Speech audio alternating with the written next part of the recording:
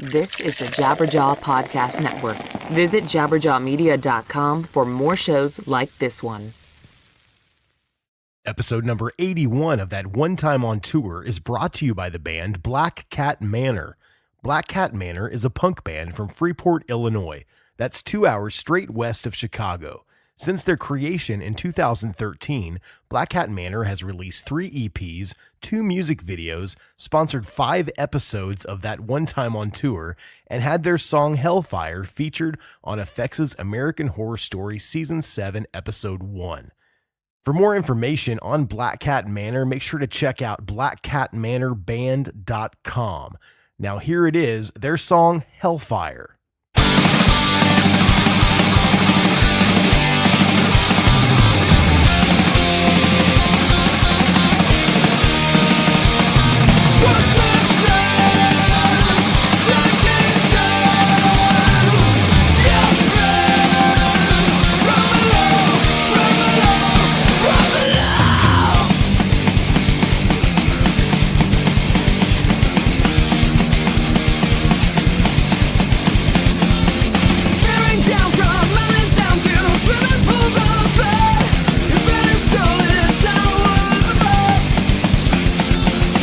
You'll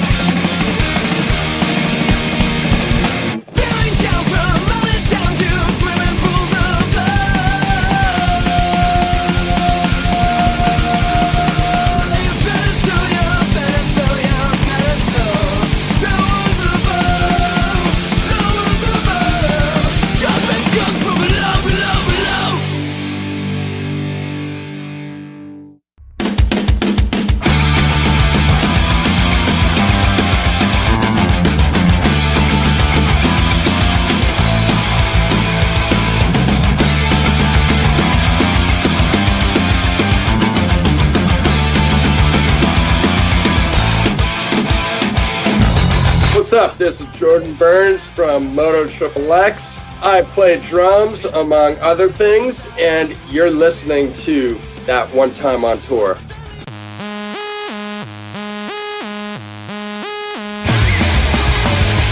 for the road, 'cause it's going on and on.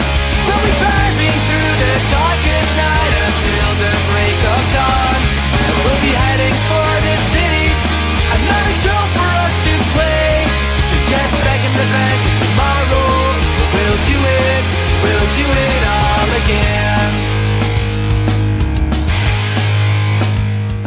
It's quiet in the Hey, everybody out there in podcast land, what is going on? This is Chris Swinney. As always, I am your host for That One Time on Tour. If this is your first time joining me, this is my podcast where I get to sit down with somebody in or around the entertainment industry. I'm very, very excited about today's show. Joining me on the podcast today is none other than Mr. Jordan Burns, formerly of the band Strung Out. He played in 10-Foot Pole, played in Pulley. He owns MotoXXX. He's a great guy, and actually, Jordan and I had never really met, but through the podcast, he listens to the podcast, and we've become really good friends, and we talk quite a bit. And he was a little nervous about coming on the show because, you know, he left Strung Out a few years back, and he hasn't really spoken publicly about it. We touch on that a little bit in the show, get a little bit of the questions answered on what happened, but we talk about all kinds of other stuff, the history, how he got into drumming, you know, how he got into punk rock, starting Strung Out, you know, starting all those other bands, everything that he's done, we talk about it. It's a very, very long, dense conversation, which is what I like to have here on the podcast. I like very in-depth, like long-form conversations. And Jordan did not disappoint. So shout out to Jordan. Thank you so much for being on the show. Before I get to my conversation with Jordan, I need to tell you guys about some amazing sponsors that I tell you about every week. The band at the beginning of this episode, Blackcat Manor. This is their 5th episode that they have sponsored. So, man, shout out to you guys. You guys are really helping this, you know, keep going. And I really, really appreciate it. And you're one of my favorite bands, not just the sponsors of this podcast, but like ever. I listen to you guys all the time. So shout out to Christopher and all the guys in Blackcat Manor. Make sure to check them out. They have a new record out and it's on all the streaming sites. So just search for Blackcat Manor. Also sponsoring today's episode, The Merch Planet. They make merchandise for all your band needs and any merch needs that you want. If you have a company and you need shirts for a field day, or if you have a bachelorette party, whatever you've got, go to themerchplanet.com. And when you go to checkout, you've already got everything ready. You're paying for your order. Put in the promo code TOTOT FREE. TOTOT free, and you're going to get free shipping on your entire order. And I would like to say thank you very, very much for the Merch Planet. They've been signed on for a while now, and they're awesome. And you guys need to check them out and support them. Last but not least, Permanence Tattoo Gallery. I tell you guys about my buddy Jacob's shop every week, and I know a lot of you are not here in Indiana, but you need to get here, and you need to get tattooed by Jacob and all the fine people over at Permanence Tattoo Gallery. You can check them out on all the social media platforms at Permanence Tattoo Gallery. You can also check out this podcast on all of the social media platforms. It's at TOTOT Podcast. If you want to become a sponsor, or you just want to talk to me, or whatever, you have a suggestion for a guest, hit me up, TOTOTpodcast at gmail.com. And I usually hang out too over on Instagram, so you can get me there. I'm on Facebook quite a bit as well. But yeah, any way you want to get a hold of me, just get a hold of me. And we can talk about whatever you want, man. I have people hitting me up all the time and giving me, guest suggestions. And I try my very best. We have some amazing episodes coming up in the future. I just booked a couple guests that freaked me out, honestly. That's what happens with this podcast. Like, I remember when I booked Lars from Rancid, and I'm like, oh my God, now I have to talk to Lars from Rancid. And then I start having the anxiety and everything. But I think it went pretty well. So yeah, I've got a couple of those guests coming up, and we'll see what happens with those. I can't really say anything about them yet, but we're getting to the end of the year. And, this podcast, this is episode 81. It's pretty crazy to me that something that I started, this little crazy idea that I had, I've now done 81 of these things, and most of them are an hour. Some of them are more. So there is over 80 hours of me talking to people on the internet. That's pretty crazy. And I got to thinking how cool this is. Like, I plan on continuing this. I'm having a blast doing this. All the publicists and the guests and all the labels and everybody, they're so nice, and they like the fact that their people are coming on my show. And like, it's gotten to the point where people are contacting me. I'm not just, hounding people to be on the show. And so I'm going to continue to do it. I love it. I think it was a success when I did one episode. So now that I've gotten this much, I want to get to that milestone, 3 digits, that 100th episode. But I just think it's so cool that, when my kids are older, like say something happens to me, whatever, they can check this out. They can listen to their dad and hear something that their dad was passionate about. So I don't know, I've been kind of sentimental and kind of mushy over the fact that this podcast has gone, 80 plus episodes. And I've talked to some people that were friends of mine. And then I've also talked to people that it blows my mind that they would even take an hour of their time and talk to me on the phone or hang out with me in person at the show. It's been a really, really cool journey, and I can't wait for the next month or the next year or the next 100 episodes, whatever it's going to be. And I just want to thank you guys very much for listening, because if you're listening to this, you're a part of the journey, and you might not like me and think I'm a horrible host. That's totally cool, because you're here and you're listening, so you are supporting the show. And I just love all of you out there, and I get email and social media messages and everything from people in other countries like 8,000 miles away from here. And just, it's become this thing that I really, really care about. And I just want to say thank you guys for your support. And it's awesome. So thank you very much. I won't be mushy anymore. But if you would like to support the show, there's many, many different ways of doing so. If you want to support the show financially, you can go on over to patreon.com/TOTOT podcast. Get involved at the $5 level. You're going to get all kinds of bonus content and hang out with other people in the community over there. So if you want to do that, that's awesome. If you do not want to do that, the easiest way to support the show is just to subscribe, rate, and review wherever you stream, download, whatever you do to listen to this. There's probably somewhere where you can hit a little star, or you can do whatever. Just subscribe, rate, and review. That helps us more than anything in the world, because it helps us gain visibility and more people find the podcast, and we can keep growing and growing and growing.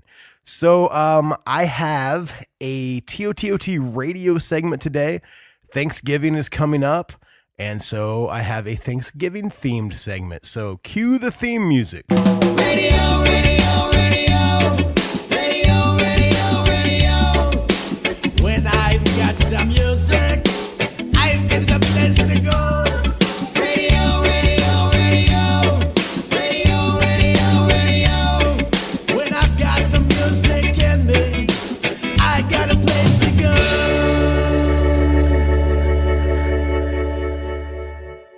On this edition of TOTOT Radio, I am going to play a Thanksgiving song. And I didn't think there was any out there. And then I was remembering that back in 2014, when Jimmy got back into Pennywise, if you guys out there are Pennywise fans, you know what I'm talking about. He left the band for a while, and then he came back in 2014, and they released a record entitled Yesterdays. And there is a wonderful song on Yesterdays that is called Thanksgiving. And there's not a lot of Thanksgiving songs. I remember on Saturday Night Live when I was younger, like Tim Meadows did like some Thanksgiving song. And then, Adam Sandler had a Thanksgiving song, but I was wanting something that fit the theme of the show. And since, we've had Randy on the show before, and I'd love to get Fletcher or Byron or any of those guys on the show. But yeah, I just wanted to play this song because it's Thanksgiving. It's Thanksgiving tomorrow. So I know I'm going to be at my aunt's house with my huge, huge family, eating turkey. My cousin Brian always kind of braids bacon around the turkey, and it's a carnivore's dream, man. But we have an entire like bedroom that is just desserts. And my aunt, it's cold here in Indiana right now. So to keep the desserts nice, she leaves the windows in the bedroom open. So when you go in the bedroom, it's freezing. It's like an ice box, but there's all the pies and everything that you need. So I'm excited for Thanksgiving, definitely breaking keto for Thanksgiving. But I'm going to stop talking, man. I'm going to play this song. This is Pennywise. That record, it was Jimmy's first record when he came back. And man, it's a great record. So go out and check it out on all the streaming sites, whatever. It's called Yesterdays was the name of the record. And this is Pennywise with Thanksgiving.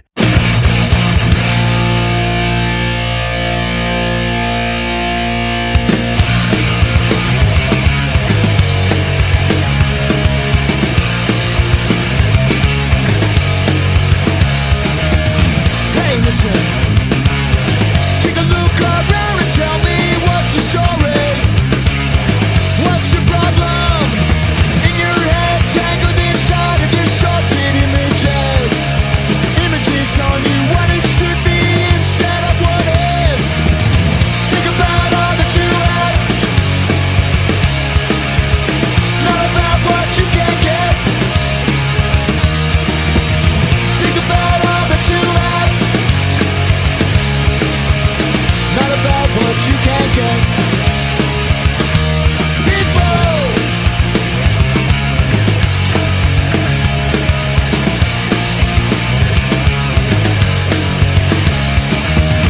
good question. Don't you realize how much off you could be living, or not living at all?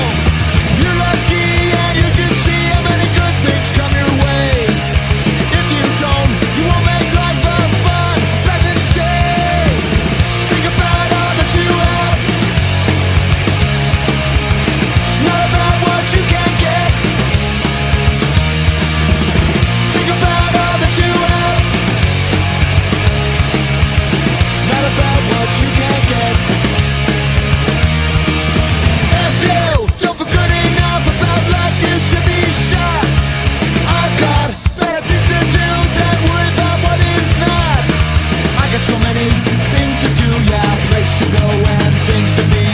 I got so many things to see, place to go, things to be. Well, I got so many things to see, place to go, yeah, people to meet. I got so many things to see, place to go, things to be, yeah. Think about all that you have, not about what you can't get.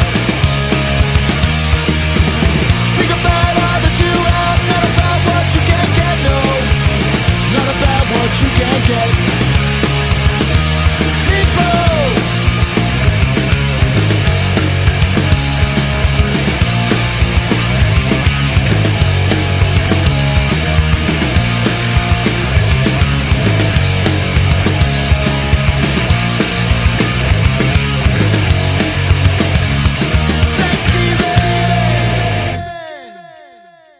So that was Pennywise with Thanksgiving. I thought that it fit, the holiday spirit, and it fit the theme of this podcast. So I hope you guys enjoyed that. Make sure to go check that record out. 2014's Yesterdays by Pennywise on Epitaph Records. And I am going to stop talking now. I am going to get into my conversation with my buddy, Mr. Jordan Burns, formerly of Strung Out, Pulley, 10-foot pole, owner of MotoXXX, an all-around awesome dude. Hope you guys enjoy it. Here we go. And I'm on the line with Mr. Jordan Burns. Jordan, what's going on today, man? Hey, man, how's it going? Nice to hear from you. It's going well, man. I love the fact that I'll talk about this a little bit on the podcast. We had a little pre-interview last night for about an hour, and I got to say it was really nice catching up last night, and now we get to do it for everyone else to hear. Yeah, I had to get some practice in. It's been a little while, It's been a little while. Have you ever done a podcast before? I have, I've done, I think I've done one with my good friend, Colin Scummy Morrison, and, which has been, but I don't think I've done one, say in the punk rock world yet. Yeah, Colin, I've talked to Colin a couple of times. When I had Rick Thorne on the program last year, Colin got a hold of me and Right. we were going to have him on the show, but our schedules never met up. So I'm still going to plan on having him on. He seems like a great guy. He is. He's one of my good friends, and yeah, he's got some cool shit to tell you. So, Well, I tell you, since we are, in the whole punk rock music vein for this podcast, I would like to know, you've been in so many bands that I've loved throughout the years, Strung Out, Pulley, 10-Foot Pole, so much great stuff, so much great music and great drumming. How did you get your start in music? Like, when did it start for you? You heard something and it was like, wow, I love this. When did that start for you?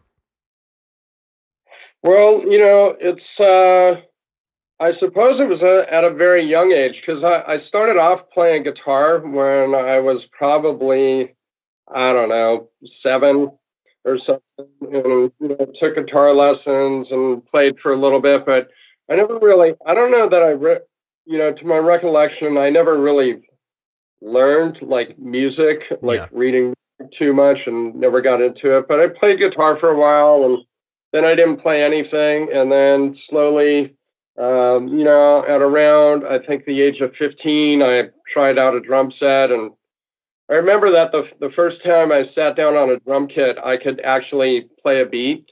And then I just kind of fell in love with drums from there, and put the guitar to the side. So, while I can dabble a tiny bit with some bar chords, I have never considered myself a guitar player. But As far as the drums go, like, you seem so refined in your drumming. Do you know your rudiments? Like, did you take lessons and like formally learn how to play the drums? I did start out, so when I first started playing, my parents made me rent a drum set, and so I had to rent. I remember I rented a drum set for 3 months, and just was playing and taking lessons, and then I got my first kit, which I still own, but uh, so I got into the whole taking lessons things for a little while, and then I kind of, I was a punk rocker, and then I was kind of like, I'm over this shit, and I just wanted to play punk rock music and do my deal, and so I'm not really super schooled. The only other schooling that I did after that was closer to when I was, I don't know, 19 or 20 or something like that. I don't know. I ended up going to the Musicians Institute for to PIT for summer school, and I did 3 months there, but it was kind of crazy because I really didn't get into the learning much. I met some, I recall meeting some friends there, and all we did was smoke pot every day and ditch and kind of play. But the good thing was I had sticks in my hand every day, and we would get a private lesson on the weekend. But and that's basically pretty much all of my schooling. So I would say that most of my schooling basically came from listening and all my drummer influences. What were some of those drummer influences, like the bands that got you into music back then? Well, like getting into punk rock, because you can date it back to before that. God, I mean, once I got into punk rock, I think I first got turned on to Devo, Freedom of Choice. Yeah.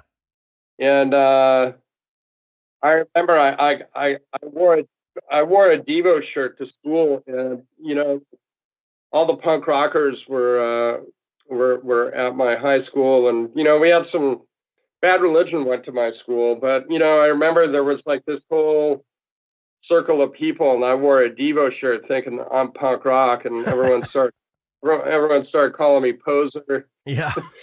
Oh yeah, I'm like, wait, Devo, and they're like, that's not punk rock. So I ended up going to our local record store here, Moby Disc, and I got my first 2 punk albums that I bought after that were X Los Angeles and the Germs GI. Wow.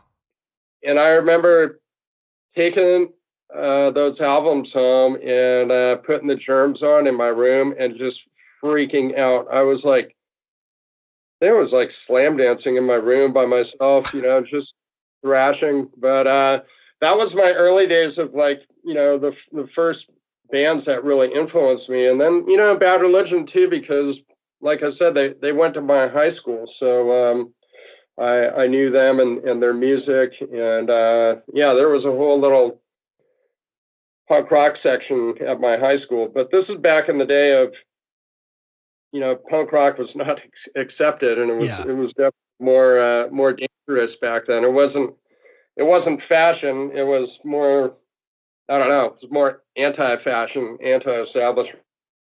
Yeah, it does seem like, kids nowadays, and even kids back when I was growing up in the 90s, the whole punk rock thing became, you're not punk unless you have Liberty spikes and a jean jacket or whatever. But it's always supposed to go against the grain. I always felt like I was punk rock, but I had, a normal haircut and whatever. I didn't wear like a big log chain on my wallet or anything, but the kids that made fun of me because I listened to punk that thought they were punk, they all seemed to have like a costume on, like a uniform.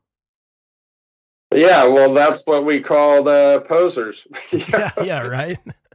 I'm sure that growing up with the whole punk rock thing in Indiana was probably a lot different than out on the West Coast. You guys got it first. Yeah, the early LA punk rock scene was pretty fucking crazy. Going to shows and all the fights, and if you had long hair, you better not be there. The riots that would happen, and some of the crazy punk gangs, and it was pretty intense, especially as a young kid and stuff. And you're traveling and going out with, your older friends, or taking the bus to Hollywood and sneaking out and doing all these crazy things. But I'm glad that I grew up through that era and saw it all develop, and slowly but surely, you could walk around with your mohawk and pink hair or whatever, and no one cares. But in the early days, if you even had a buzz cut, or let alone a mohawk or whatever, you're risking getting beat up. Yeah. So when you started playing drums, you're getting into punk rock. What was your first band that you ever had? Well, my first band was called Society's Prisoners. Okay, that's a cool name. Very punk rock. And it was when I was 15, and I still have the recording because I met this other kid in a local store around here. What was it called? I forgot the store. I guess that's not important. But he was walking around in the store and wearing a Germs shirt, and and his boots on, and I had my punk shit on, and we started talking shit to each other or whatever. And later on, I found out that he was a friend of this girl that I know, and he played bass, and we kind of got together and started this band, Society's Prisoners, and we did this recording. And we got a couple other people. We had a guy in our band named Dead Rat. Awesome, yeah. And we had this black guy also named Eric Magoo, and Larry Wild, and yeah, that was my first punk band. And I have the recording, so it's really interesting to listen back to on one time. That sometimes, because you can hear me count off songs, and you can hear me in the background, and it's like 1, 2, 3, 4, like this little total pipsqueak voice, and it's pretty hilarious.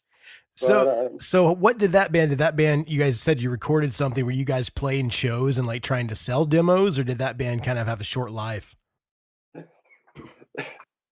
Sell demos at that point was just like, I don't think anyone even fucking cared. Yeah. We didn't really think about that, or shows. So no shows. Were we playing shows? No, but we played backyard parties like every weekend. We were doing like crazy ass backyard parties that would, be full of fights and riots and crazy stuff. But yeah, that's we had interesting song titles like "I'm Going Off" and "Whore" and Whore, yeah. I tell you, man, I always kind of, talking to people that grew up on the West Coast, me being here in Indiana in the middle of the country, I always am kind of jealous of the whole backyard party kind of thing. Cause I know like Pennywise started playing backyard parties, and Sublime played backyard parties. And growing up in the Midwest, I think my band in high school played one party and the cops came like two songs in. And that just didn't really happen unless you played like, AC/DC and shit like that. Like if you were a punk band, there was nowhere to play, man. I kind of jealous that whole culture happened out there on the West Coast. Yeah, it was huge. And that was definitely a big part of my punk rock life growing up. It was definitely playing lots of backyard parties, especially, with some of my later bands and stuff. But, that band, I don't think Society's Prisoners ever played any gigs. Yeah. That I can remember. But as I started to get into my next bands, we started playing some of the early pub clubs, like Godzilla's, which is just early in, Sun Valley, and tons of bands played there, and a Cathay de Grande in Hollywood, and I don't know, just all kinds of different places. So, I always feel fortunate that I grew up through that whole scene and got to be a part of it. Was there when was the time when you got into a band where you felt like maybe it was a little bit more serious and you guys actually were trying to put a little bit more work into being like I won't say a pro band, but just like a band that did more things? Like, was it a couple more bands? Were you in a lot of bands? Yeah, so let's see if I can think about the bands. I mean, my next band was like Disability. Okay. And, we were doing the same thing. Then, I got in the Grimm. The Grimm was a band. We were on Mystic. And that band was the first band that we really toured with. And we did a tour, God, what year? I don't know, maybe 85 or something. Yeah. Yeah. And that was like the first time I went on tour. And we toured with this band, Entropy, Scared Straight, I think No Effects. And yeah, it was like we all met up and we were all playing together in different places. And this is, of course, when No Effects was like, nothing pretty much. But is that where the relationship with Smelly kind of started? Because I know you guys are tight. Somewhere's around there, yeah. I mean, I've known him forever, so yeah, it's something like that. But that was my first taste of touring, and it was definitely punk rock. Yeah. But all good times. I'm sure you guys were like sleeping on people's floors and stuff, right? 100%. I mean, that never ended. I always liked that. I mean, I think back, I've been on many different kinds of tours, but the stories that I always tell people and the things that are fresh in my mind are the ones that happened on the early tours when it was a struggle and you were sleeping on people's floors and you were, putting together $2 or $3 at a truck stop just to get something to eat. You know what I mean? Yeah. Well, if that just makes me think about, jumping ahead a little bit to getting into Strung Out or whatever. Yeah. I mean, I don't know. It might be skipping things, but we can skip around, man. That's fine. The tangents galore on this show. You listen every once in a while. I know you know how it goes. Hey, this is Chris from That One Time on Tour. Odds are, if you're listening to this, you're in a band or know someone who is. One of the biggest problems facing bands is finding affordable, high-quality merchandise. Well, not anymore. The Merch Planet offers soft, high-end quality shirts starting at as little as $6 a piece. And right now, they're offering free shipping to all TOTOT listeners. They have lightning-fast turnarounds and ship everywhere throughout the U.S. and Canada. Head on over to themerchplanet.com and use the promo code TOTOT-FREE at checkout. You'll be glad you did. Yeah, well, I really feel like, that those are some of the funnest times ever. Like, I just recall like touring with Lagwagon together in like 94, and it's fucking out of control. Like, it was just so many awesome times of staying at people's different houses. And I can remember we stayed at this one girl's house, and sometimes it's hard to remember everything, but Yeah. I remember us and Lagwagon just being out of fucking control at this house and just thrashing the shit out of her house and thrashing everything she had. She called the police on us, and we're just all drunk and wasted. I mean, it's early days of the band, and you've got two different punk bands staying at your house, and this is during the time when Derek was alive, of course, in Lagwagon, and holy shit, did we have some good times. I mean, we traveled to a bunch of different places all through Canada, and I don't know, a lot of good times. And basically I kind of feel like those kind of experiences, like you said, are more fun than the all right, go to the hotel, go to bed, fucking wake up and do the whole, but as you get older, or you've been doing it for so long, that's where everyone kind of wants to go. It's like, all right, we did the whole you were sleeping on your floor thing. But once in a while there would be bands that we would have on tour with, and I would just roll in their band and go with them and go do that. I'm reminiscing on, like, sometimes with Evergreen Terrace, and it'd just be fucking dude slumber party and just talk shit all night, and do whatever we're doing. And it's kind of fun, and you're like, fuck yeah, I broke away from the stale people that I had to be with. Well, it's cool that you brought up Derek from Lagwagon, because I was in the Ataris, and Chris Rowe actually wanted to ask a question on Instagram. I'll get to the other listener questions later, but Chris wanted to know if you like your favorite memories or stories from touring with Derek, because he knew that you guys were tight. Holy shit. I mean, let's see if I can. Okay. All right. Like this, I remember, sometimes it's hard to remember things, but I think I got, so we were on tour in Canada. I think it was in Victoria. This is our early tour together, and holy shit, so many fucking awesome times with Derek. He's just such a character. And so anyhow, I think we got to the show, and there was no drum rug, and so we were just screwing around or whatever. We're like, we gotta find a drum rug. It's like our drums gonna slip. And so we went over to this like Rite Aid or Thrifty type store. I can't remember what it's called, and you may not even know what Thrifty's is. But I know what a Rite Aid is. That we have those here in Indiana. Rite Aid. So close enough.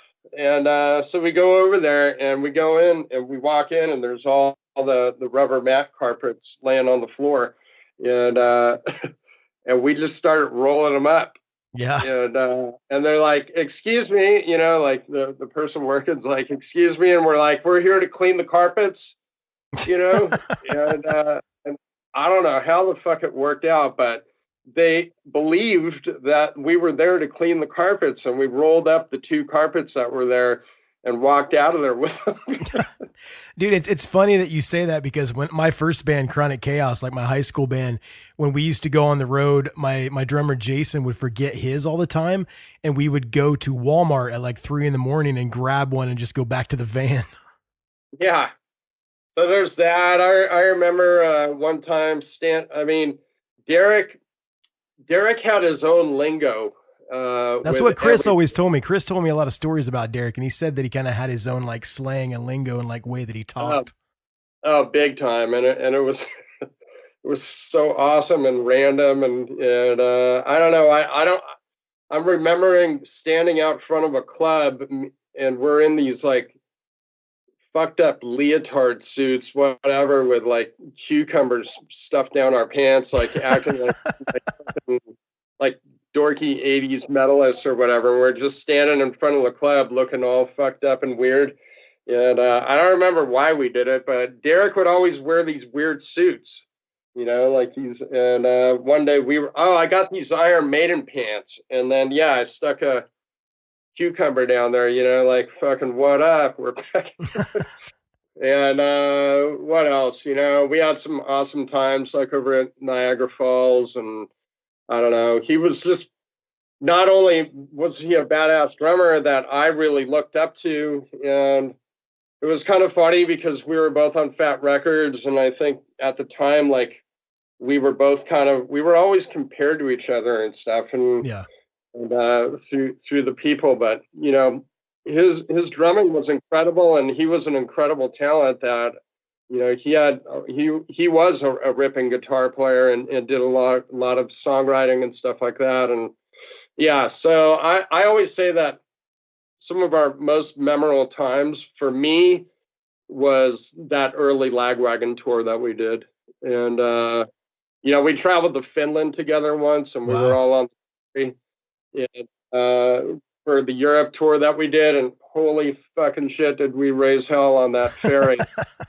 And everybody was fucked up and just so wasted. And it was a 14-hour ferry ride to Finland, and it was the one and only time that we had been to Finland. And goddamn, that ferry ride was out of control. Well, let's talk a little bit about like the '90s kind of Fat Wreck heyday, where it seemed like, if you were on Fat Wreck, you were automatically gonna sell, hundreds of thousands of records. Like, how was that for you being in Strung Out? Like, did the tours get bigger? Did you feel a sense that like that style of music or that scene was growing like beyond California? Well, yeah, for sure. I mean, we were one of the, I think, fourth or fifth bands to sign to Fat Records. And, right out of the gate, we did a tour with NoFX over in Europe, and that was our first tour. And that was the whole thing. Like, people were paying attention to you at that time because we're a Fat Records band. So you weren't really known. Yeah. But, just having the Fat Records name behind you was gaining you attention as a band. But, I think we felt really weird on that tour because like a lot of people would just kind of stand there and watch us. But then, at the end of the night, they'd buy, a bunch of your CDs and music. And that was like a good sign that, well, they must have liked it, because they bought the music to check it out. So that slowly started building and building. And Fat Records, as Fat Records grew, I think all the bands ended up growing along with the label too. And of course, the association with Fat Mike and that whole deal, I think, just helped out all the bands. I know that I first heard about Strung Out through one of the Fat comps.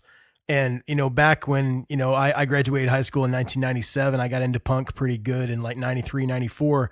And I just remember anything with a Fat Wreck logo, I bought it. I didn't even have to check it out prior, Right.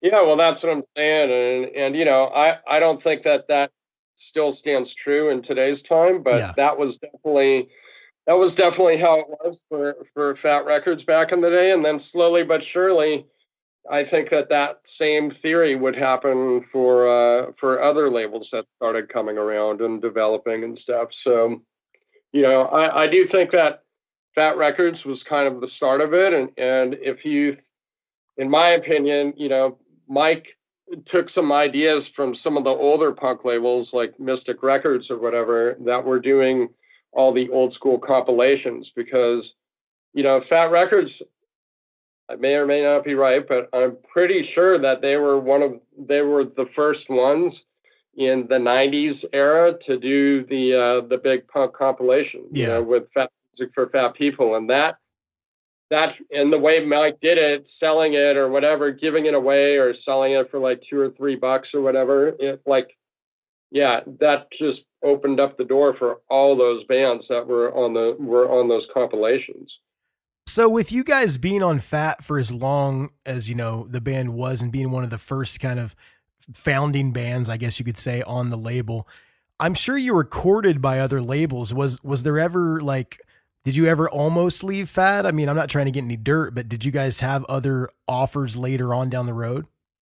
We never really officially did, which sometimes I found to be, strange. There was other bands getting major label offers and this, and this, and Because you guys also had that kind of metal element, which at the time punk was getting big, metal was still big. I can't believe that no major was like, oh, we got to get these guys. They do all of it.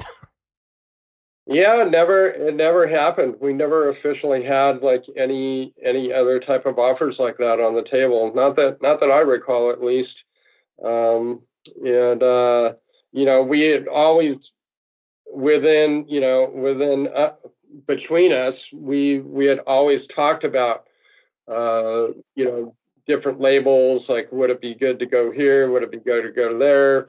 We'd always talk about it, but we would always just we ended up always just sticking with Fat. And Yeah. of course the band is still with Fat, and I mean, I guess it's worked out, but you wonder sometimes, you would wonder, what if we had, this, or what if we had made this move, and you've seen so many bands that did it, like a whatever, a Less Than Jake that bopped all over the place. They were at Fat, then they were at a major, then they were at another label, then they were back to Fat, then they went to major. It's like it worked out for them, or an Anti-Flag, or a Rise Against, who went to a major and then just blew up. Yeah. I don't know. I think the cards are always so different for every single different individual band, So it's not like just because it's working out for one band, it's going to work out for the other. So we were talking earlier about your friendship with Smelly, Eric, from the drummer from NoFX. I know that you guys co-own MotoXXX together, correct? We did. Yeah. He's not officially involved in it right now. I like to call him unofficially involved. Okay. And, because she's still my good friend in sports and everything. But the whole MotoXXX thing is a super long story in itself. Me and Eric have always been into motocross, and back there were, we were always involved, like our bands were always involved with the snowboard scene and surf and skate. And in the motocross scene, there was just all these kind of shitty, cheesy videos that were out for the motocross world, but there were these gnarly snowboard videos, like Whiskey, that were just out of control, and we're like, the motocross world needs this. So we had the idea, and that's, I was filming on an old VHS camera, and me and Smelly would go around to the races and film stupid shit, and we kind of realized we didn't know what we were doing. And then I had my friend Kurt Haller, who was already making snowboard videos and using a bunch of our music, and we told him about it, and then he got involved, and we started going around and filming all the riders. My roommate at the time, Kenny Watson, was really involved in the motocross scene and connected us with all the riders. And, we spent about 2 years going around filming, and we put this video out that was one of the first of its kind to ever come out. And, we involved all the bands that we knew from, being in our scene and touring, and, like a band like 59 Times the Pain from Sweden, or, we had Lagwagon, NoFX, of course, we had Strung Out, No Use for Name, Melancholy, Good Riddance. Just, we had all these bands that were completely unheard of in the motocross scene, and we put them into our soundtrack, and we released that movie, and it was good timing. And, we just sold a shitload of those videos. And that's where the whole MotoXXX thing started. And that was like back in the mid 90s, correct? Yeah. The first video came out 96. We started filming in 94. and the video came out in '96, and we also put out the soundtrack ED to it as well, and again, it was through all of our connections with all these different labels, and me and Smelly being in our bands and stuff, that we could use all the music. But I think it was beneficial for all the bands that were involved, because it just broke them into another scene that was basically untouched. And that was basically the birth of MotoXXX. And then, God, the story goes on forever. So you might want to go back to band shit first. Okay, we'll go back to band shit. So I've just got some random notes because I feel like I know you pretty well. We've been talking and whatnot. But I read somewhere that you tried out for the Offspring. Can you take me down that road? Yeah. So that was shit. I can't even remember what year it was, but it was. They had just lost or fired or whatever their drummer Ron, and looking for new people. And yeah, I think I managed to be one of 6 people they tried out. Yeah. And I was up in if I remember right, I was up in San Francisco recording the first Fully album when it happened, and I got the call, and I actually flew home to go and try out, and I remember being just nervous, even though I knew the guys. It was like, a pretty big band at that time that I was going to be trying out for, and I only had like a day or two to prepare. So, I went down there and went to their studio and played 4 songs with them, and Dexter wasn't there, and I thought it went really well, and I had fun. I calmed my nerves and everything. And yeah, I just waited and waited and waited for the phone call. And,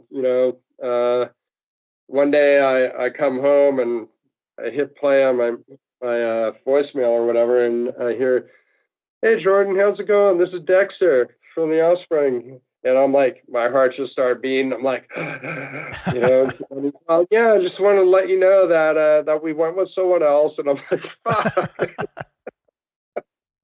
But, I felt really honored that I was able to do it. They ended up going with Adam Willard, and Adam's a fucking phenomenal drummer. Yeah. And, I think he might have the band's look even more, kind of looking like Noodles. Yeah. And, yeah, he does kind of look like Noodles a little bit. And he rocks. So, like I said, I just felt honored that I even got the opportunity to do that. So, do you remember any of like the songs that they had you play? Like, you said that you flew down there to do it. Did you have much time to prepare? Like, were you just listening to the songs and or were you actually getting on a kit and trying to like work them out? Yeah, I was practicing on the kit. I started in the studio up at the Pulley sessions. We were recording with Ryan Green, and I just started playing to the songs up there. But no, if I remember right, I only had 2 or 3 days to learn the 4 songs that they gave me. And I'm terrible with song titles, so don't make me hum them out. Okay. I mean, just think about, it's always that what if. One was, of course, it was their hits. So, yeah, it doesn't matter what song it was. Well, I wanted to ask you, like I said, I've got these notes of just things that I'm interested in. I know that Strung Out and some of your other bands, you guys did Warped Tour a lot. Warped Tour was a big deal for me. I played it with a bunch of different bands. I've played almost every stage on that tour. So do you have any just nuggets or tidbits from Warped Tour that you remember? Warped Tour in the early days was just a lot of fun. I think it was different than, say, the last time that we ended up doing the Warped Tour. But what's some good memories from that? I mean, you know how it is, dude. Sometimes it's just like hard to whip shit out of the hat. And yeah, I know. I always feel like I'm putting people on the spot. It's kind of, I don't know, but yeah, just I don't know, like I know you guys have always been on Warped Tour with friends. Like, do you have any stories for any friends or anybody on the tour? Well, I always managed to have a really good time on Warped Tour because I brought motorcycles out. Oh yeah, okay. So like a lot here's a good thing, because we were on the early Warped Tour, and I brought like some little dirt bikes out, and I ended up getting a bunch for different people that were on the tour. So I was kind of hooked up with this company, and next thing you know, like there was like 10 of us that had little mini bikes on the whole tour, and we'd just go around and terrorize. And I remember Rory from No Use for a Name. He was one of my good friends on the tour, and we would just get everyone together and go and just go thrash, or we'd find a field or something and make a track and get all crazy. And I can't remember who exactly had bikes or not. I remember Oliver Pecker having a bike, tattoo guy. Oh yeah. And who else? I can't. Do you know what year this was? Because I remember Rory actually taught me how to surf in New Jersey, and I remember him having a mini bike. Dude, I can't remember the year. I'm bad with that. Maybe like mid 2000s, maybe. Yeah, for sure. So that I think I was on that same tour. I can't believe we didn't like hang out or something, man. Yeah, I didn't really like you. Yeah, right. We didn't like each other. That's funny. I didn't buy a bike from you. You were offended. The early days, we played this show called Board in South Bay, and that was like, I think that was the show or the shows that were the gateway to the Warped Tour. And I have a skateboard in the other room with all the bands that were on it, and that would be the only way that I could list the bands, is if I looked at that skateboard. And but that was like the gateway to the first Warped Tour, and I remember those shows being super badass. And I don't know why, it's just a random memory. Face to Face played that show, and they were talking shit to the audience, and I remember it's something about "we want your money" or something like that, and I just remember just them getting pelted with change, like must have been hundreds of dollars worth of change. Everyone just saying at them. But Face to Face is an awesome, great band. But I don't know why that random memory popped, but that's how this shit goes, Well, you were telling me something last night when we were having our little pre-interview, and my phone was getting ready to die. And correct me if I'm wrong, there was some sort of Warped Tour thing with Bill from the Descendants, right? Oh. Yeah, I didn't tell you about that, but you brought it up, but then we had to get off the phone. It was like right at the end of our conversation, so we might as well bring it up now. This goes right back to, or this jumps ahead to the last time that we were on Warped Tour. Okay. So it's just a funny, dumb story. And those are the best kind of stories for this podcast, man. Yeah. So I was, so I'm eating lunch, there's catering, blah, blah, blah. And our bass player, or old bass player, whatever you want to fucking call him, Chris, is eating lunch, and we're sitting at the table together, and whatever. I go over and I get some hummus, right? And I just stick some hummus on a plate, and I bring it back, and I just start eating it with my fingers, and I'm sitting there eating it with my fingers, and Chris starts going, "Dude, that's fucking disgusting, man. Like, are you fucking serious? Like, get a fork." Like, and I'm like, "What? Big fucking deal, blah, blah, blah." So next thing you know, Bill Stevenson comes, sits down to eat lunch with us. "Hey, what's up, guys?" "Hey, what up?" Bill Stevenson. He sits down.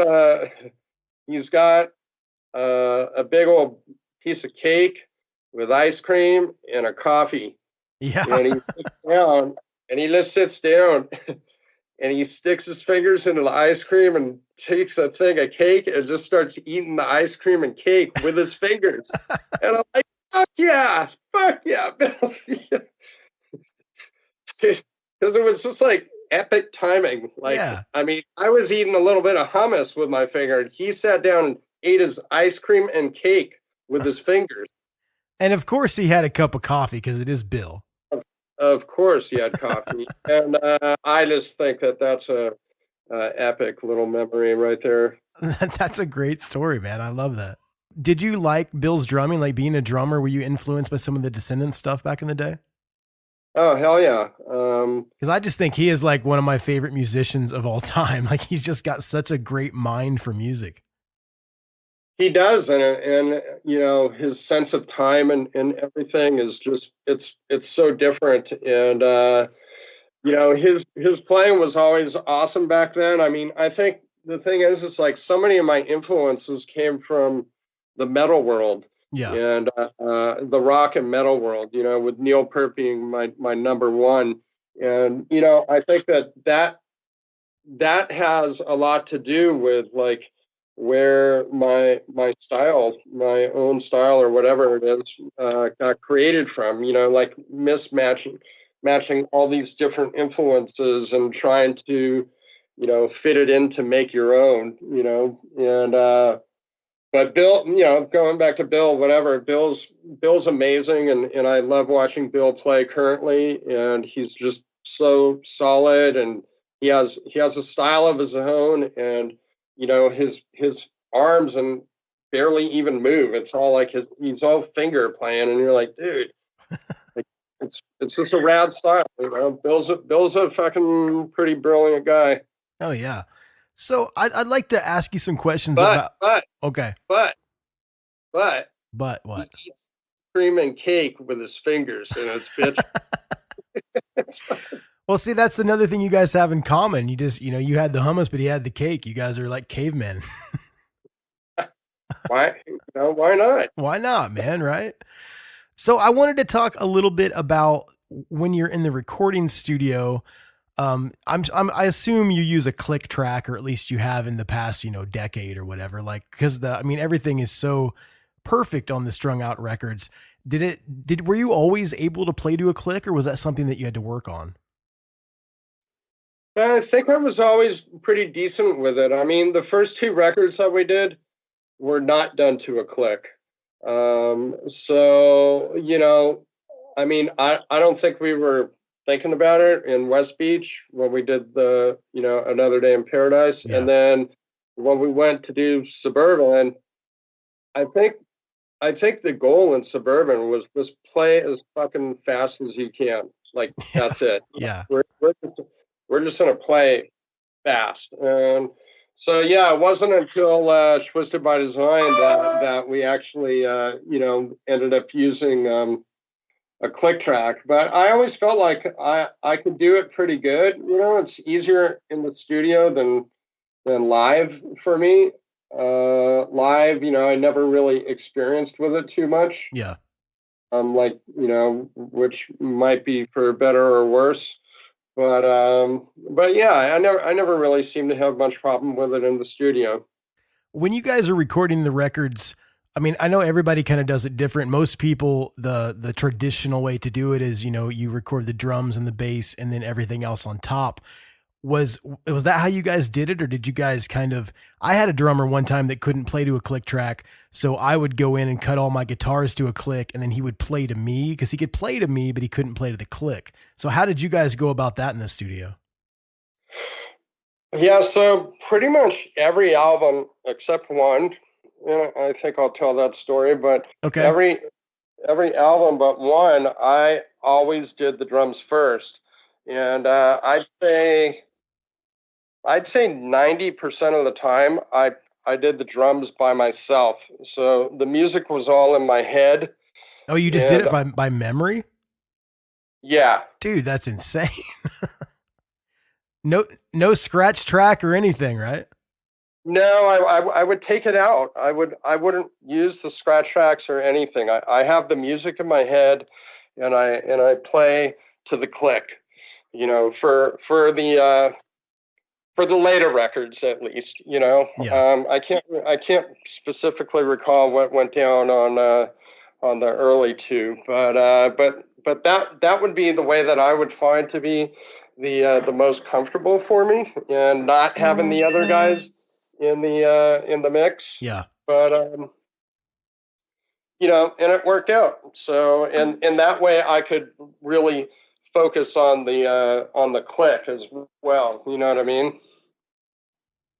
So yeah, all except there was one album that was recorded differently, and that would be Agents of the Underground. And I don't know, that's a whole nother story in itself. You ready? Yeah, I mean, let's get into it, man. Why not? I mean, if it's the only one that was recorded differently, I'd love to hear why and how you guys did it. Well, I guess it would start off with me breaking my thumb. Okay. Yeah, and we were I think a week away from like hitting the studio or whatever, and yeah, I broke the tip of my thumb, and not from riding dirt bikes, but it was actually from playing drums. I don't know, like the tip of my thumb fractured or something. I hit it wrong, and yeah, I was just worked. So this would go on to become a very weird scenario.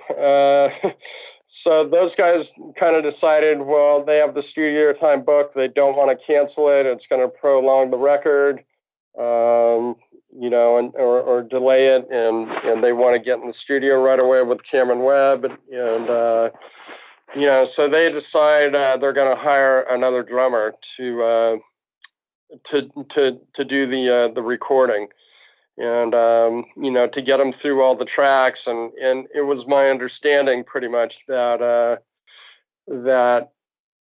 they would do that, and then I would come in at the end or whatever and do my drum tracks after I healed up or whatever. So that's basically how it ended up going down. And they got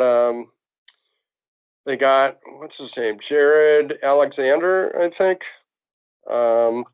He ended up doing the drums. Cameron called him in, and man, it turned into be such a weird thing. And by the way, Jared's a great drummer, and he stepped in to do the job or whatever. But yeah, just shit started getting really weird with the whole vibe. Like those guys like start telling me, "Oh, dude, his feet are so fast. He's so good. And oh my God, he did this, Phil. Oh my God, he did this." And you're just kind of like, okay,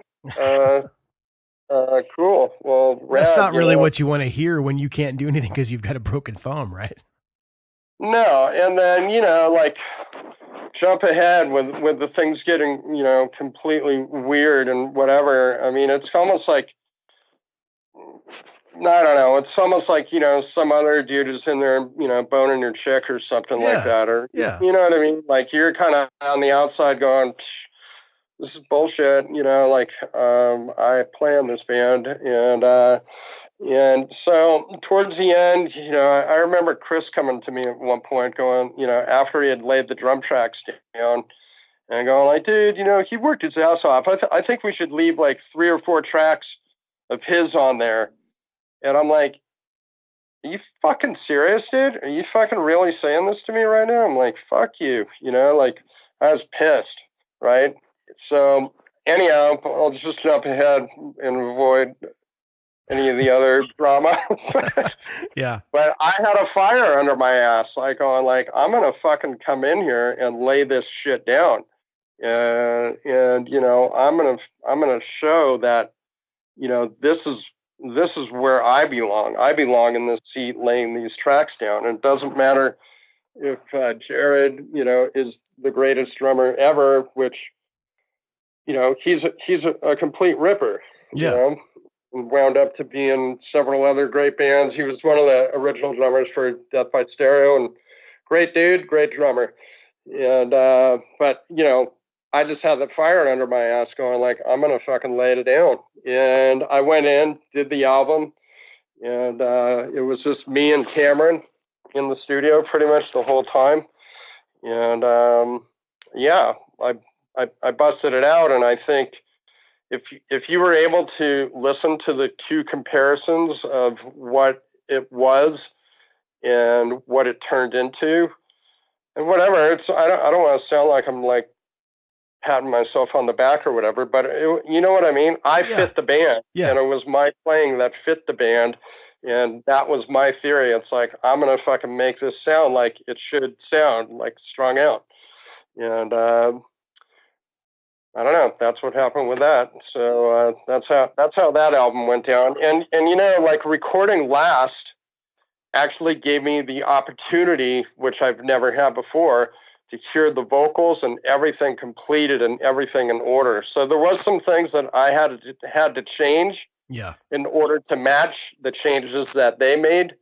You know, like, I remember there was some killer fill that I'd worked on forever, and it just didn't fit anymore, you know, with the changes that they made. And then I was all pissed, but, you know, had to, like I said, it was actually fun to play to the finished product and know, like, so that way you kind of know, like, oh, there's a vocal part here. Like, you know, you're not going to put some fill there or whatever. You're going to actually play there. And, you know what I mean? It was a different vibe for sure. So I don't know how far you want to go into this. I know we talked a little bit about it last night when we were talking before the interview, but it seems like maybe did any of that carry over into some of the reasoning why you departed the band? You don't have to go, you don't have to go deep. You can tell me whatever you want, man. Well, I don't know. I don't think that directly had anything to do with anything. I mean, but, and let me clear one thing up. Well, you said departed, because I did not depart. I got departed. Okay. Yeah, you know, I was fired from the band.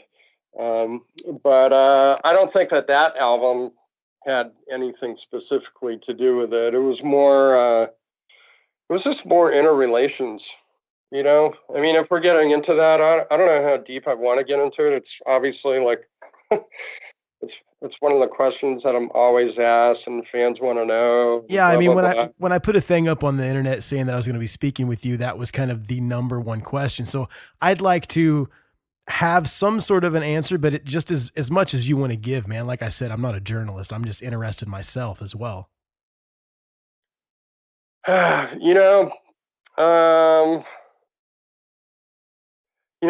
Without just getting into anything too deep or whatever, I'll just say it like this: that, you know, me and the singer, yeah, we just never had any sort of relationship at all, friendship at all. In a band with him for 25 years, and we just butted heads all the time on everything, and just, yeah, we were never friends. So I can't think of any times that I've ever, in 25 years, I've never hung out with him. I've never had long phone conversation. I've never went to a movie, never went to a concert, never walked around town on tour with him. As a matter of fact, we would walk around on tour in a city and pass each other on the street like two complete strangers. I mean, wow, literally. So, you know, you guys can go ahead and take it from there and think about how hard it might be to be in a band with someone like that. And I'm sure, there's two sides to the story, whatever he might say and think. And, you know, so these are some of the things that I see, and it led to a shitload of friction. So sometimes we're surprised that it went on as long as it did. And it did have an inner effect on the other guys as well. And, you know, so it was unfair and whatever. That's kind of where I want to leave it at without going into like all the inner drama and stupid bullshit and all the verbal and mental abuse from that guy. And just kind of I'll kind of leave it at that. And in the end, I guess it turned into a boiling down kind of end result, and you know, those guys found some excuse cards or whatever to pull the trigger and clip me. So, but I got to tell you that, in all honesty, it was more relieving than than sad, because I was just away from what was a negative situation. Now they've moved on. They got RJ, who's a great drummer. He's young. He's hungry. He fucking rips, pretty much. But we're two completely different drummers. Yeah. And whatever, drummers are personalities and stuff, and they're doing their thing, and I'm doing mine, and it was a divorce, and that's it.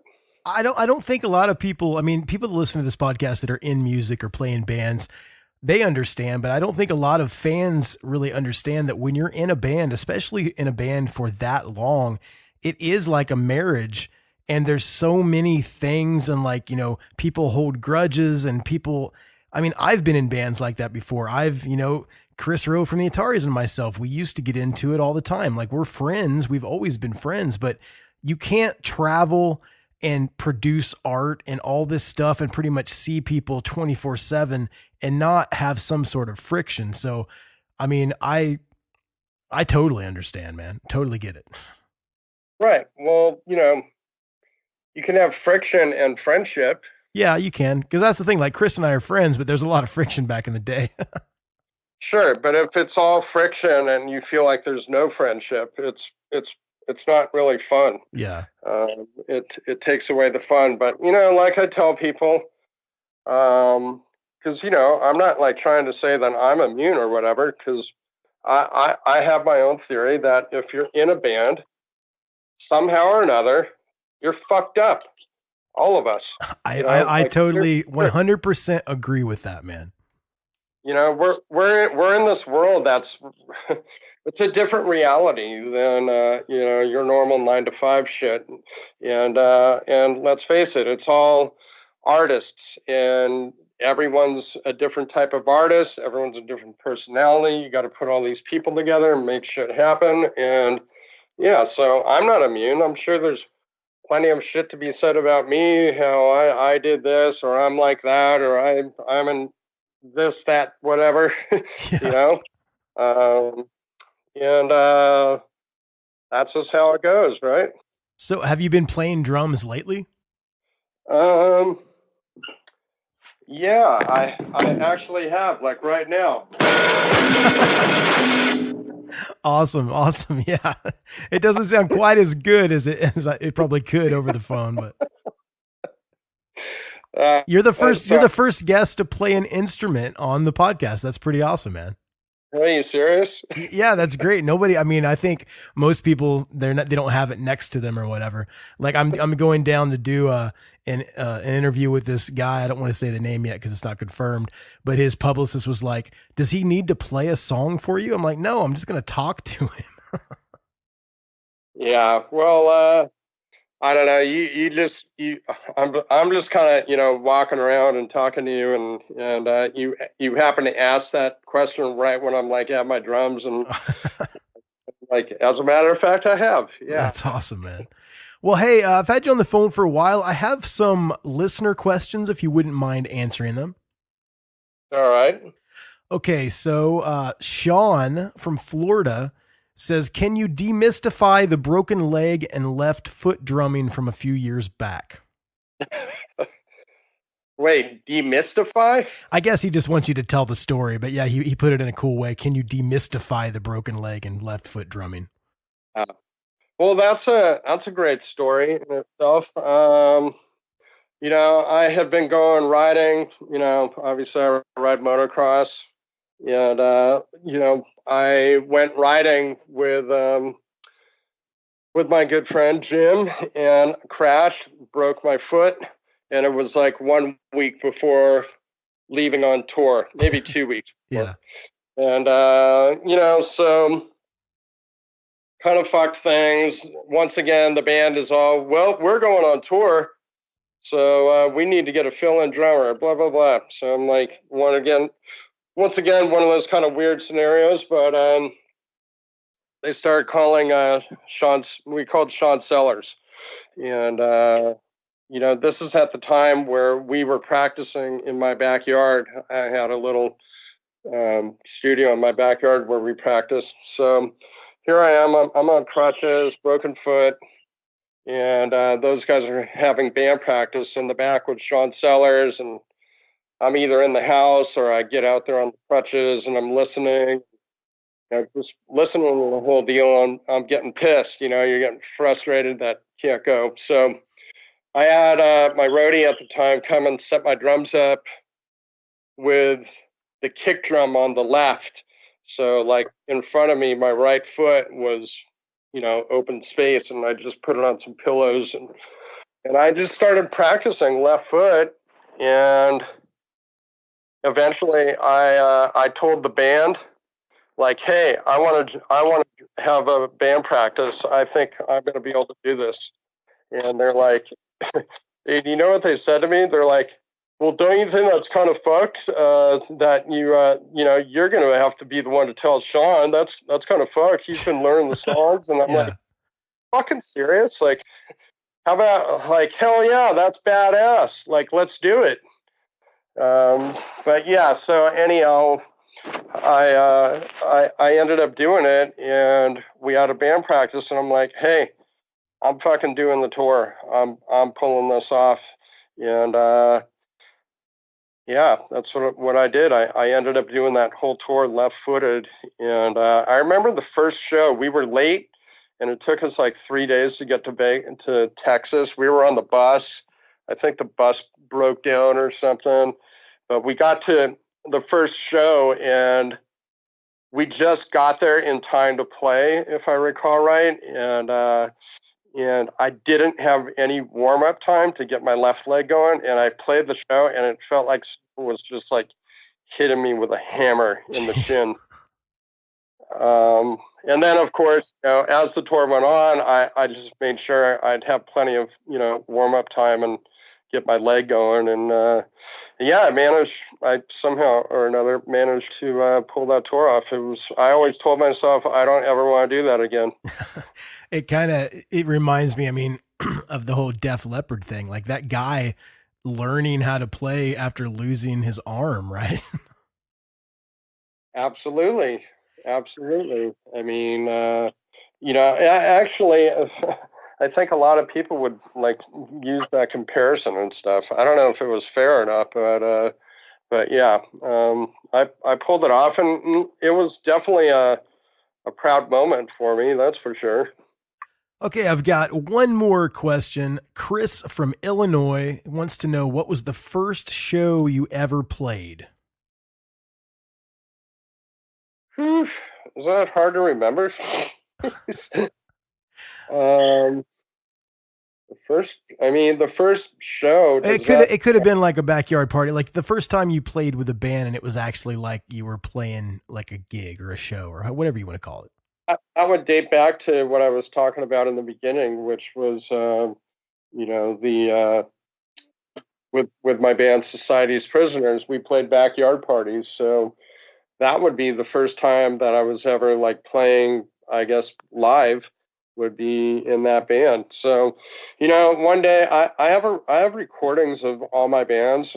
I just happen to be really fucking lazy, but I want to one day assemble it all together and start making it available, whether I put it out for a CD for sale or maybe I might do a Patreon or something like. I don't know, or maybe I won't fucking do anything and you'll never hear it. So. Well, I tell you what, man, I've had you on the phone for quite a long time. I know we talked about doing like a 3-hour thing, but I think this is a pretty good place to stop, and then we can always come back for a part 2. What do you have coming up in the future with MotoXXX, with your drumming, or just just hanging out, being Jordan? What's coming up for you in the future, man? Well, right now, I've been really focusing on my brand, MotoXXX, and I would like to thank you very much for the shirt and the stickers that you sent me. That was such a nice thing, and I wear it all the time, man. No, you're welcome. No problem. And, like, if there's more bands out there that are interested, because, we are the punk rock moto music company, and that's what we started out as, and that's what we branded ourselves as. And, we were involved with Warped and all this different stuff. And we always had a lot of bands representing our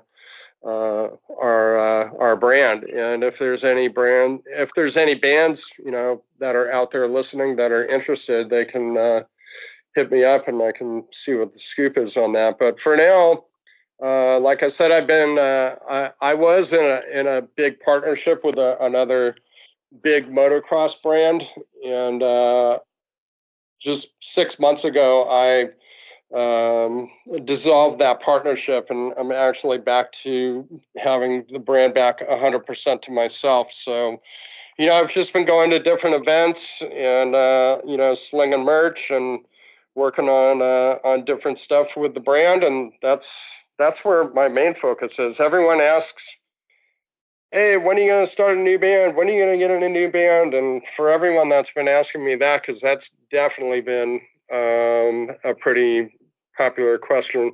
And the answer to that is, I'm just really not interested in starting a brand new band at this point in my life, because as you know, it's a fucking serious grind. Oh yeah, definitely, man.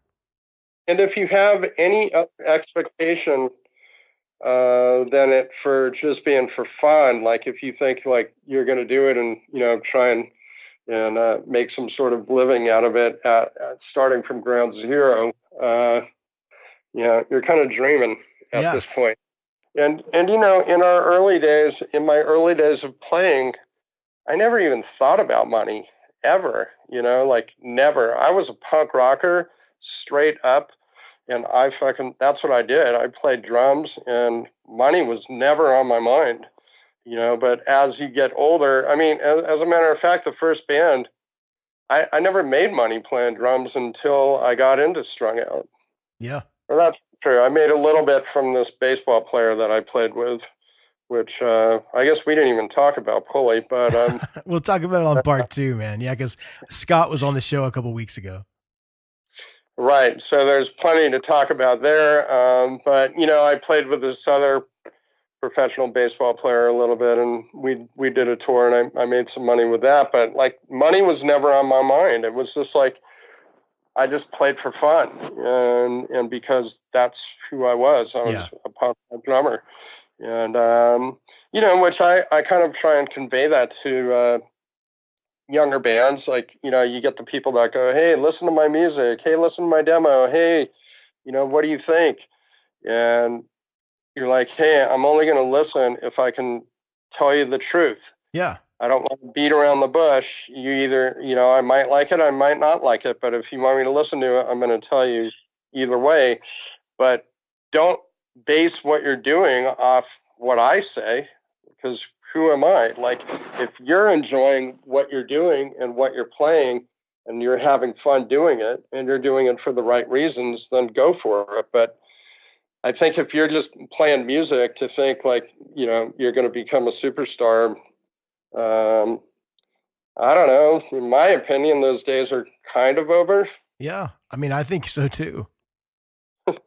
I mean, you have these early bands if you watch The Dirt, Motley Crue, which Tommy Lee was a huge influence of mine. So was Neil Peart. I don't know if we even talked too much about that, but The Dirt, or even in say the Guns N' Roses book, those guys focused on, we're going to be the fucking biggest band in the world, and but it takes 5 like-minded people in the band collectively to fucking have that kind of energy and take it to the next level. And I think if you don't have everybody on that same page, it's really not going to work. Have you ever thought about doing any producing? Because I mean, I'm sure there'd be a lot of people out there that would be interested in having you as a producer. Well, you can contact me at Jordan at MotoXXX. I mean, I just think, especially for people that are into your drumming. I mean, I'm sure you have some tricks and a good ear for getting tones in the studio. I don't know about that, but I like to think that I'm decent at creating parts or whatever and stuff like that. I mean, I did it in Strung Out. I wasn't necessarily, I definitely didn't write all the music, but I definitely wrote some music, and I would create parts and changes and breaks and beginnings. And, there's definitely certain stuff that I'm directly involved in. Yeah. I'm not going to claim it up like I'm the fucking the songwriter or something, but Yeah. you can take a song like West Coast Drum Kill or whatever, but that whole beat and everything came from me. Like I thought it derived off the opening beat of that song, and I'm the one like who had the music in my head going, "Hey, play this." I hear da da da da da da da da, and based off the fill. And that's where that song started from. Did I write the whole song? No, but these are all my contributions to the music over the years. And there's many, many, many more examples, of course. But and then on the other side of things, those guys would be like, we write all the music.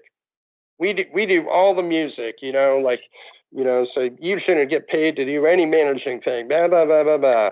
It's like all those kind of arguments. But we can bust out easily a 3-hour podcast here. No?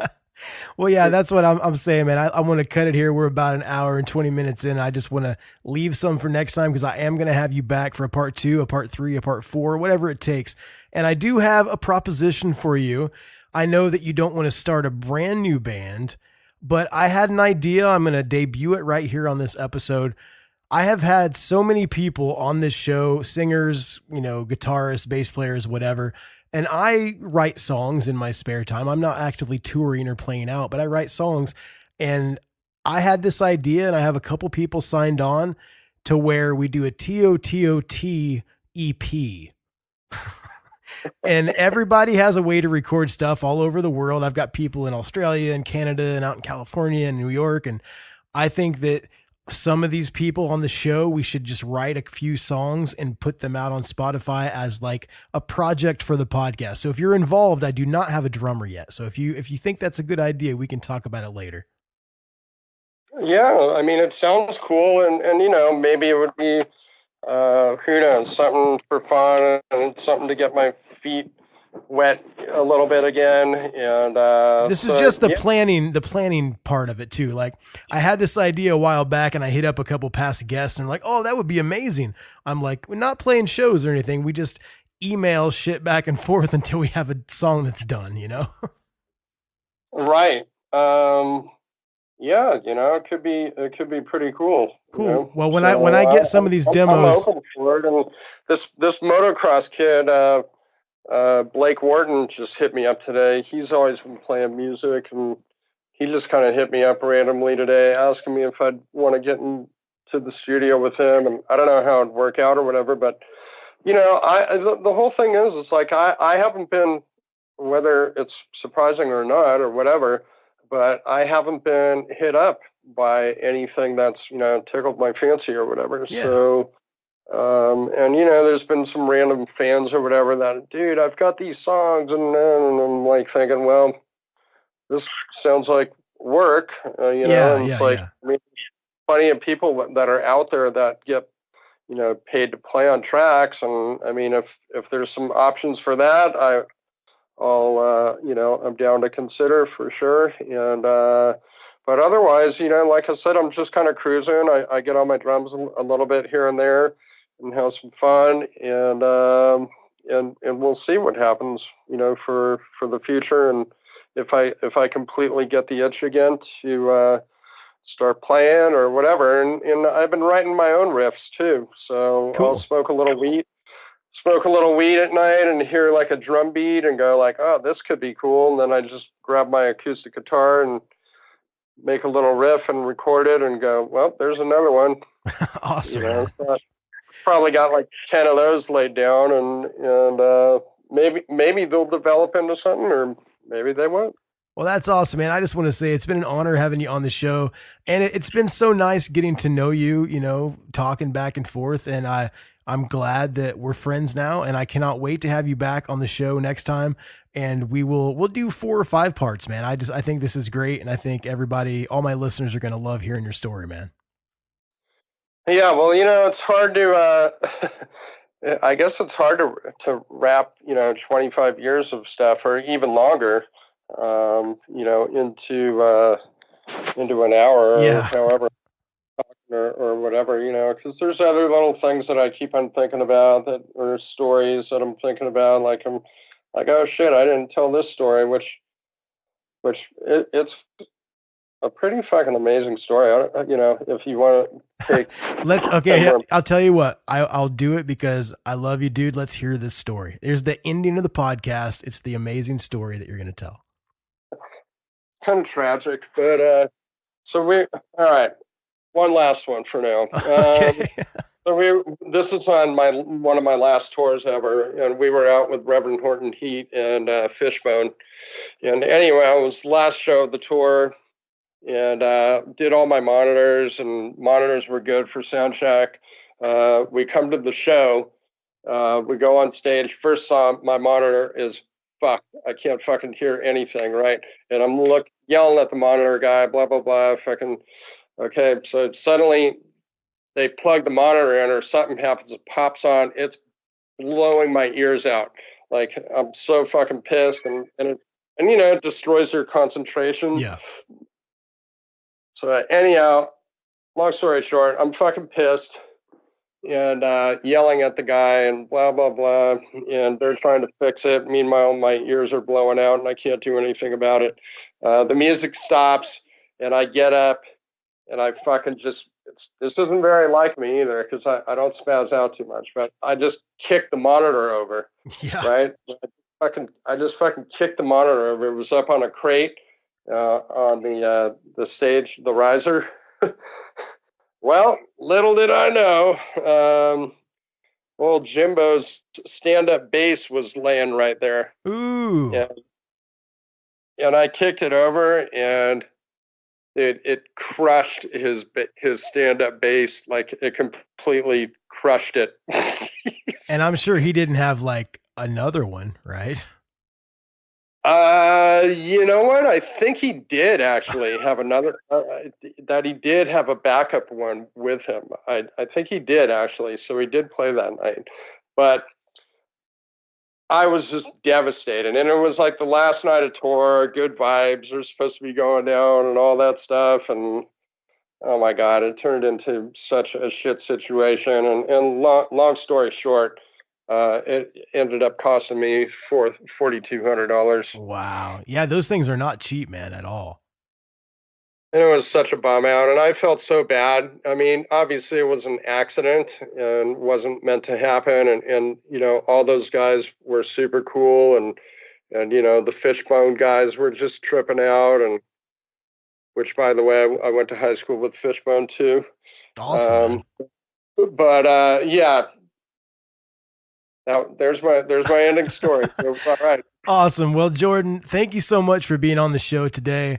And I am going to have you back. We'll do all kinds of stuff, man. You could be a regular on the show because we talk all the time anyway. But I just want to say thank you once again. Have an excellent evening, and I will talk to you very soon, my friend. All right. Well, are you sure you don't want to ask me what my socials are? I mean, sure. See, you've got me flustered, man. You've got me off my game. I always put the socials in the show notes, but yes, what are your socials, my friend? Well, I've listened to your show long enough that I hear that. So whatever. Jordan Burns 178 is on Instagram, and MotoXXX official on Instagram, and then just Jordan Burns on Facebook and whatever else there is. And that's it. Awesome. Let's wrap it up. Awesome. Well, hey, and I appreciate so much that you listen, and you just called me on my bullshit, man. I wasn't even going to say anything about socials, but then you got it. So thank you so much for being a friend of the show and being my friend. And I can't wait to have you back, man. Awesome. Thank you, man. Appreciate it. I'll talk to you soon, buddy. Bye. All right. So there it was, my conversation with Mr. Jordan Burns. I had a wonderful time talking to Jordan. And there is a lot more to talk about, and I'm hoping he will come back in the future for a part 2, part 3, whatever it takes to get all the stories down. I love talking to Jordan, and it's going to be a lot of fun when he comes back. So that's it for this week. I know this episode has already gotten really, really long. I had a long intro. So this outro I'm going to keep short and sweet. Next week on the program, my buddy Josh Mann from one of my favorite bands, Paper Arms. I know I say favorite bands. It's like everybody on the show is my favorite band. But Paper Arms is amazing. You guys need to check them out. They're on all the streaming sites too. So prepare yourself for next week. I just saw on Facebook the other day that Josh is actually doing a solo record, so I could not be more excited for that. We didn't get to talk about that on the podcast because I've already recorded it and I just found that out. So we'll have to have him come back and we'll talk about it the next time that he's on the show.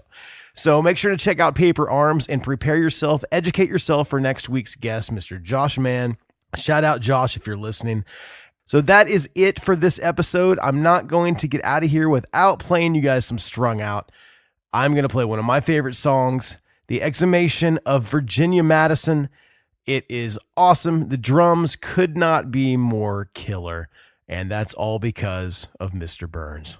So I will see you guys next week with Josh Mann from Paper Arms. And until then, peace.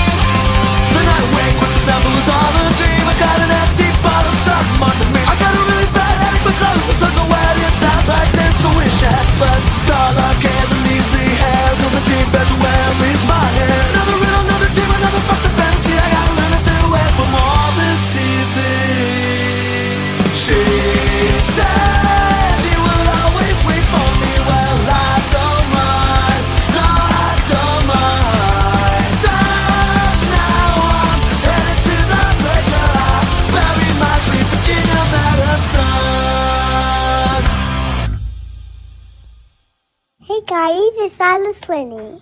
In my video, that's one time I turn. This is the Jabberjaw Podcast Network.